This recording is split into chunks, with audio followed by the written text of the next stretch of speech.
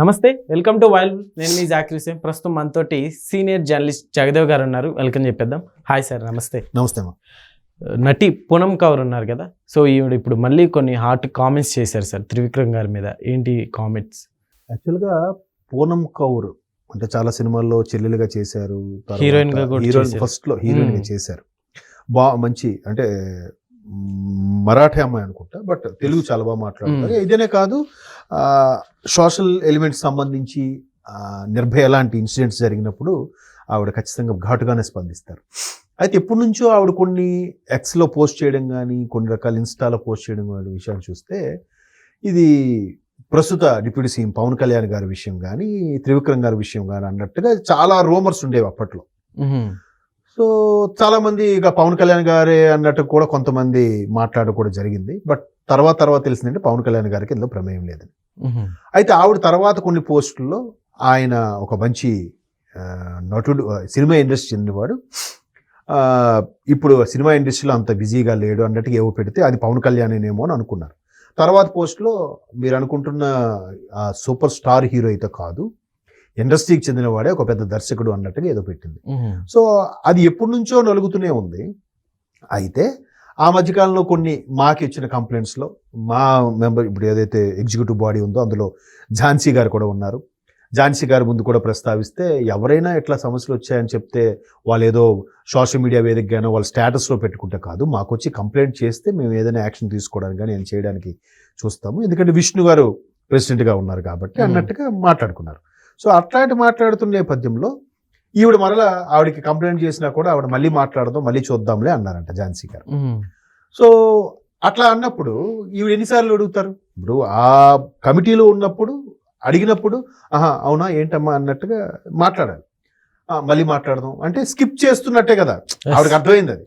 Maybe అంటే ఝాన్సీ గారు కూడా ఆవిడ చేతిలో ఏం లేదు, ఎగ్జిక్యూటివ్ మెంబర్గా సాటి ఆడదానిగా సమస్య పరిష్కరించడానికి లేదా చొరవ చూపడానికి ఏదైనా చేయగలదు. కానీ పెద్ద వాళ్ళతో వ్యవహారం, ఏదైతే పూనమ్ కౌర్ గారు ఇప్పుడు త్రివిక్రమ్ గారి పేరుని ఎలిగేషన్ తీసుకొస్తున్నారో, త్రివిక్రమ్ గారు దిగ్దర్శకుల్లో ఆయన ఒకడు, సో స్టార్ దర్శకుడు కదా. అలాంటి వాళ్ళ మీద ఎలిగేషన్ ఏంటో, ప్రూఫ్స్ లేనిదే ఎలిగేషన్ రాదు. పైగా వీళ్ళు వెళ్ళారంటే, నువ్వు ఆ అమ్మాయి చెప్పిందో నువ్వెలా నమ్మేసావు అమ్మా, ఇప్పుడు ఆ అమ్మాయి సినిమాలు కూడా చేయట్లేదు, మన తెలుగు ఇండస్ట్రీలో ఉందో లేదు తెలియదు, మాలో సభ్యురాలు కాదు, నువ్వెలా మా వింటావు అని అంటే, సో అందుకు ఝాన్సీ గారు కూడా రెస్పాండ్ అవ్వకపోయి ఉండొచ్చు నేను అనుకుంటున్నాను. సో ఇవాళ ఆవిడ ఇది ఎప్పటి నుంచో అడుగుతున్న వ్యవహారం. ఆవిడ రకరకాలుగా ఇండైరెక్ట్గా పోస్టులు పెట్టేది, బట్ చాలా రూమర్స్ ఉన్నాయి. చాలా సందర్భాల్లో త్రివిక్రమ్ గారి పేరు మెన్షన్ చేయకపోయినా ఇండైరెక్ట్గా స్పందించారు, బట్ ఈసారి డైరెక్ట్గా స్పందించారు అన్నట్టుగా నేను ఇప్పుడే ఏదో వెబ్సైట్ న్యూస్ ఛానల్లో చూశాను. అవును సార్, వెబ్సైట్ పేపర్లో. సో ఇవిడేంటి డైరెక్ట్గా చేసేసింది అంటే, ఇవి కూడా చాలా సందర్భాల్లో నేను నా కెరీర్ ఇట్లా అయిపోవడానికి కారణం ఇది. తర్వాత గతంలో కూడా చాలా సార్లు 2 years కి ఒకసారి, 1 year కి ఒకసారి ఇట్లా చేస్తూనే ఉన్నారు. 6 నెలలకు ఒకసారి కంపల్సరీ ఏదో పెడుతుంది ఆవిడ, ఏదో పెద్ద ఇష్యూస్ అయినప్పుడు కూడా.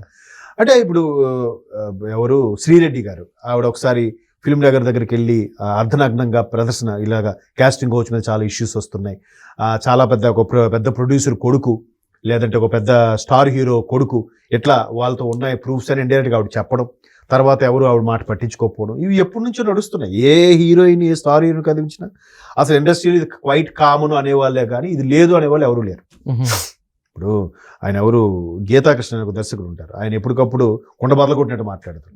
గతంలో ఇండస్ట్రీలో ఎలా ఉండేవారు, ఏ హీరోయిన్ ఎలా ఉన్నారు, ఏ హీరోయిన్ ఎలా బయటకు వచ్చింది, ఎలా స్టార్ అయ్యింది, ఏ హీరోయిన్ ఎక్కడ దుబాయ్ వెళ్తున్నారు, ఏ హీరోయిన్ మలేషియా వెళ్తుంది, ఓవర్ నైట్ కోసం ఏం మాట్లాడుకుంటారు, ఇట్లా రకరకాలుగా ఆయన మాట్లాడుతుంటారు. మీరు కావాలంటే యూట్యూబ్ షార్ట్స్లో చూస్తున్నాను. సో ఇవి చూచాయిగా పరోక్షంగా చాలా మందికి తెలిసిన వ్యవహారాలే, విషయాలే. ఇండస్ట్రీలో గాడ్ ఫాదర్ అనే ఉంటాడు ఒకడు. అందరికీ అని కాదు, కొంతమందికి అదృష్టము. ఇప్పుడు చాలా మంది కష్టపడతారండి, కొంతమందికి ఎందుకు పేరు వస్తుంది అంటే ఎవరు చెప్పగలరు?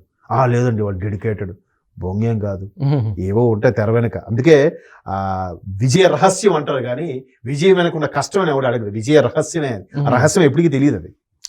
సో అట్లాగా చాలా విషయాలు ఉన్నప్పుడు ఈవిడే కాదు, మళ్ళీ పార్వతీ మెల్టన్ వ్యవహారంలో కూడా అప్పట్లో త్రివిక్రమ్ గారికి ఏదో వచ్చింది అన్నట్టు కూడా కొన్ని పుకార్లు వచ్చాయి. ఎంత వాస్తవం తెలియదు, ఎందుకంటే కలేజా సినిమాకు కూడా ఫస్ట్ పార్వతీ మెల్టన్ అనుకున్నారని, ఆ తర్వాత ఆమెను తీసేసి అనుష్కని పెట్టారని మహేష్ బాబు గారితో అని కూడా అప్పట్లో సోషల్ మీడియాలో కానీ, అప్పటికింత సోషల్ మీడియా లేదు, బట్ యూట్యూబ్లో వాటిలో కొన్ని వ్యవహారాలు అయితే వచ్చేవి.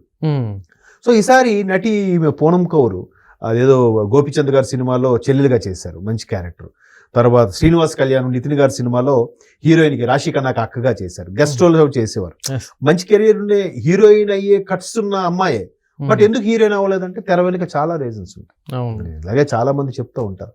ఆవిడ మొదటి నుంచి కూడా మీరు అన్నట్టు 6 నెలలకు ఒకసారో సంవత్సరానికి ఒకసారో ఒక పోస్ట్ పెట్టడం, ఇన్స్టాలో పోస్ట్ పెట్టడం లేదా ఎక్స్లో పోస్ట్ చేయడం, దానికి ఇండైరెక్ట్ గా ఒక దర్శకుడు అండం, ఆ దర్శకుడు కూడా ఒక సూపర్ స్టార్ కి మంచి ఫ్రెండ్ అని చెప్పడం, పేర్లు పెట్టకుండా. అంటే అవును. పవన్ కళ్యాణ్ గారికి ఫ్రెండ్ త్రివిక్రమ్ గారు అనడం, లేదా త్రివిక్రమ్ గారు పొలిటికల్ స్టార్ కూడా ఉన్నారు తన వెనక అన్నట్టుగా కూడా post ఇంతకు ముందు చేశారు. కూడా మళ్ళీ ఆయనకి పొలిటికల్ లో ఎవరో కాపాడుతున్నారు, ఇప్పుడు పొలిటికల్ లో మంచి పొజిషన్ ఉన్న వ్యక్తి ఆయన కాపాడుతున్నారు అంటే పొలిటికల్ లో త్రివిక్రమ్ గారికి పవన్ కళ్యాణ్ గారు మంచి ఫ్రెండ్షిప్ అని కూడా చాలా మంది అనుకుంటారు. కాబట్టి నెటిజన్స్ కూడా ఏమనుకుంటారంటే అతనే అయి ఉండొచ్చు కదా. ఉమ్.